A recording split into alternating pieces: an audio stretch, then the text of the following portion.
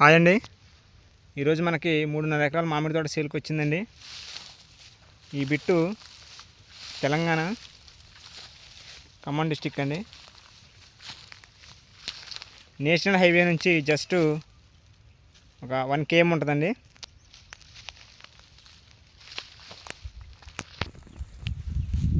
ఈ చెట్లు రకం మొత్తం రసాలండి. ఇవి రసాలండి, ప్యూర్ రెడ్ సాయిల్ అండి. ఈ తోట ఓనర్ మనకి రేటు 30 లక్షలు అయితే చెప్తున్నారండి, మాట్లాడుకోవచ్చు.